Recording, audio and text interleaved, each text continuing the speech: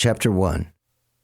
Observing the armies on the battlefield of Kurukshetra. Dhritarashtra said, O Sanjaya, after assembling in the place of pilgrimage at Kurukshetra, what did my sons and the sons of Pandu do, being desirous to fight?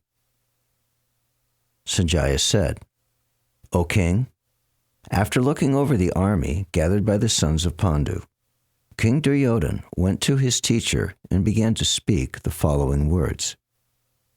O my teacher, behold the great army of the sons of Pandu, so expertly arranged by your intelligent disciple, the son of Drupad. Here in this army there are many heroic bowmen, equal in fighting to Bhima and Arjuna. There are also great fighters like Yuyudhan, Virata, and Drupad. There are also great, heroic, powerful fighters like Drishtaketu, Chekitan, Kasiraj, Purujit, Kuntibhoja, and Shaibya. There are the mighty Yudamanyu, the very powerful Uttamoja, the son of Subhadra, and the sons of Draupadi. All these warriors are great chariot fighters. O best of the Brahmins, for your information, let me tell you about the captains who are especially qualified to lead my military force. There are personalities like yourself, Bhishma, Karna, Kripa, Ashvatthama, Vikarna, and the son of Somadatta called Bharishrava, who are always victorious in battle. There are many other heroes who are prepared to lay down their lives for my sake. All of them are well equipped with different kinds of weapons, and all are experienced in military science. Our strength is immeasurable, and we are perfectly protected by Grandfather Bhishma, whereas the strength of the Pandavas, carefully protected by Bhima, is limited. Now all of you must give full support to Grandfather Bhishma, standing at your respective strategic points in the phalanx of the army. Then Bhishma, the great valiant grandsire of the Kuru dynasty, the grandfather of the fighters, blew his conch shell very loudly like the sound of a lion, giving Duryodhana joy. After that, the conch shells, bugles, trumpets, drums, and horns were all suddenly sounded, and the combined sound was tumultuous. On the other side, both Lord Krishna and Arjuna, stationed on a great chariot drawn by white horses, sounded their transcendental conch shells. Then Lord Krishna blew his conch shell called Panchajanya, Arjuna blew his, the Devadatta, and Bhima, the voracious eater and performer of Herculean tasks, blew his terrific conch shell called Pandram. King Yudhisthira, the son of Kunti, blew his conch shell, the Ananta Vijay, and Nakula and Sahadev blew the Sughosh and Mani Pushpaka. That great archer, the king of Kashi, the great fighter Shakandi, Drishtadumna, Virata, and the unconquerable Satyaki, Drupad, the sons of Draupadi, and the others, O king, such as the son of Subhadra, greatly armed, all blew their respective conch shells.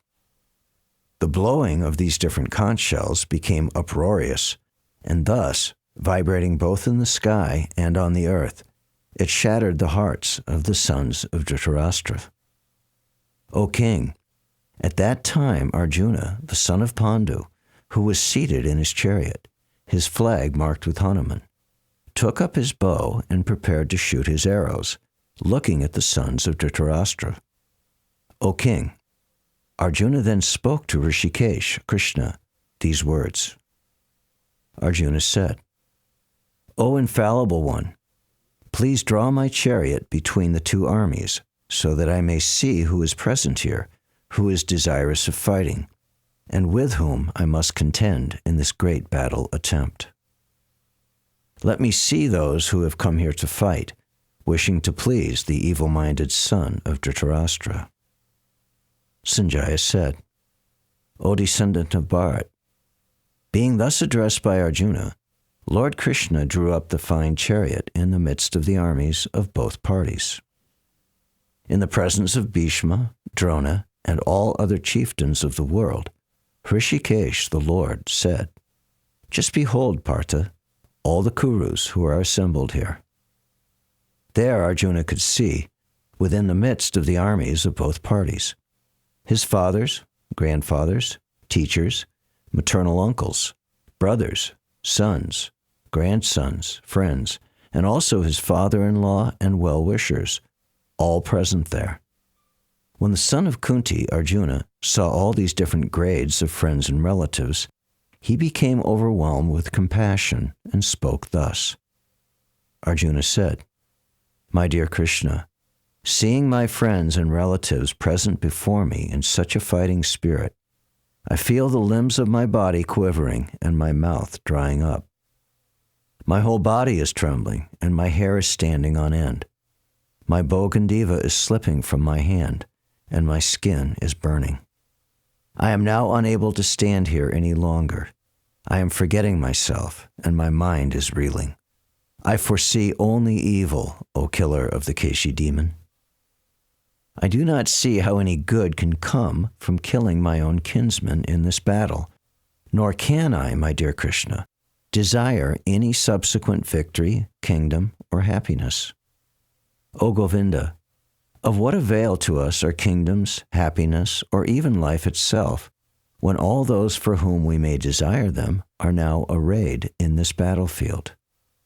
O Madhusudana, when teachers, fathers, sons, grandfathers, maternal uncles, fathers-in-law, grandsons, brothers-in-law, and all relatives are ready to give up their lives and properties and are standing before me, then why should I wish to kill them, though I may survive? O maintainer of all creatures, I am not prepared to fight with them, even in exchange for the 3 worlds, let alone this earth. Sin will overcome us if we slay such aggressors. Therefore, it is not proper for us to kill the sons of Dhritarashtra and our friends. What should we gain, O Krishna, husband of the goddess of fortune? And how could we be happy by killing our own kinsmen? O Janardhan, although these men, overtaken by greed, see no fault in killing one's family or quarreling with friends, why should we, with knowledge of the sin, engage in these acts? With the destruction of dynasty, the eternal family tradition is vanquished, and thus the rest of the family becomes involved in irreligious practice. When irreligion is prominent in the family, O Krishna, the women of the family become corrupt, and from the degradation of womanhood, O descendant of Vrishni, comes unwanted progeny. When there is increase of unwanted population, a hellish situation is created both for the family and for those who destroy the family tradition. In such corrupt families, there is no offering of oblations of food and water to the ancestors. Due to the evil deeds of the destroyers of family tradition, all kinds of community projects and family welfare activities are devastated. O Krishna, maintainer of the people, I have heard by disciplic succession that those who destroy family traditions dwell always in hell. Alas, how strange it is that we are preparing to commit greatly sinful acts, driven by the desire to enjoy royal happiness. I would consider it better for the sons of Dhritarashtra to kill me, unarmed and unresisting, rather than fight with them. Sanjaya said, Arjuna, having thus spoken on the battlefield, cast aside his bow and arrows and sat down on the chariot, his mind overwhelmed with grief.